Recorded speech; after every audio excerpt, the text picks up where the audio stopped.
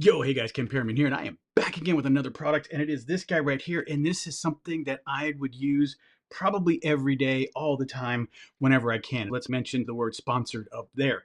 Hashtag sponsored means the company has sent me this card so I can show you guys all about it. All right, so we all know what a SD memory card is, and if you look at the detailed specs on this and bring it a little bit closer, you can see inside the card itself, it has everything related to the identifiers of UHS-I micro SDXC flash memory card C10 U1 full HD class 10 TF card with the adapter. So we're going to actually put it to a bit of a test. If it's fast and capable, this is a very powerful camera. It moves a lot of data, 4K 30.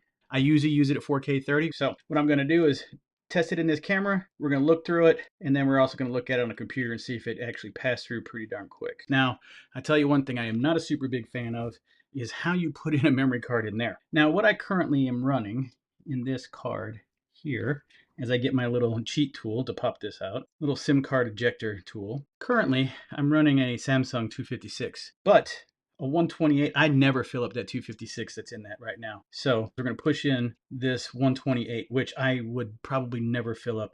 The only way I could picture filling up 256 or 128 is if I were to go on a long trip and I needed to record constantly without taking it out. That might be the only situation. Other than that, day-to-day recording, I never fill these up. So there's a true test right now. No playing around. We're just going to go ahead and flip this on. I am then also going to let it orient, get into position. And then most importantly, it has identified the SD card. It says it will hold up to 3 hours worth of video at the current 4K 30. But let me see.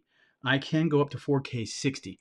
We're going to knock it up there. And then more importantly, I'm going to go ahead, switch my camera real quick so you all can see what I'm doing here. I am then going to get rid of the resolution. I'm going to move the camera so it looks a little bit more in line here. And I'm going to make mention that this is a really good SD card. It's going to be able to record 4K 60.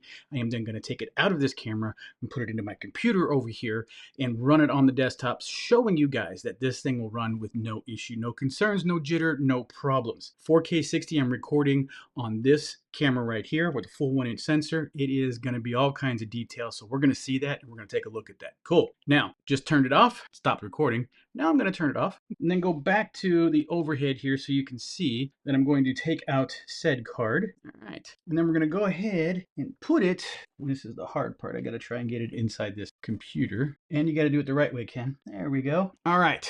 Now, let me share my screen. I got to clear up my screen real quick. There we go. Now, where is it? It's called Untitled. Oh, let me move it over and let me switch over for you guys to see this camera. Here we go. Well, it's not this camera, but you know what I mean. I'm sharing the screen. I got another box you can't see. I'm going to move it out of the way. Perfect. All right. So now you can see right here, this is the Untitled card. We're going to open this up, and there is the file.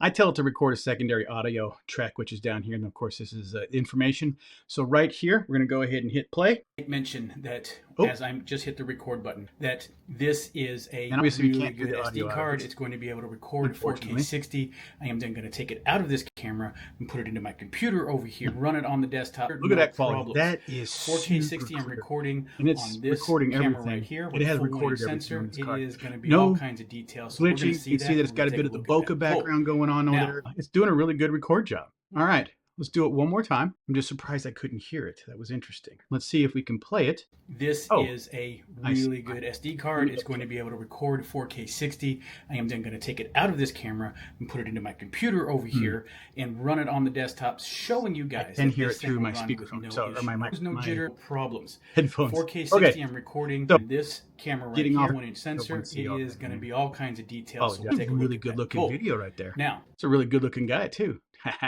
Anyways, you can see on that hat, Go Dog's got to say that first weekend. Woo! All right, but that's not what we're here to talk about. Let's get back to this screen here and talk about how I've got this plugged in. I've got a secondary card, but for the price point for 128 gigs, you guys, you're going to be pleasantly surprised and be able to record a lot of great quality video running through a lot of your high needs cameras. You can double check this and see if it works for you. But a lot of times when you see action cameras, the truth of your camera potentially overheating is the quality in which it's being recorded onto the drives. If you have something that's not great, you're going to see issues relating to video and glitches and some pops and some different things going on.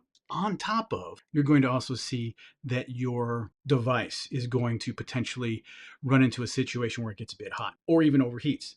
That's sometimes the telltale. These things seem to work just fine right now. I have to put it through a lot more tests, but it seems to hold really good recording capability. And I love the fact that you get this adapter. Some computers, some devices, and cameras still use the larger SD style connection point. So really good thing about that, you've got that built in. Keep that in your wallet or keep that in your bag, your camera bag, just for any time that you need this. And then of course you can adapt these smaller ones into that. So guys, I hope this was helpful for you. I really do appreciate your time, and I'm out.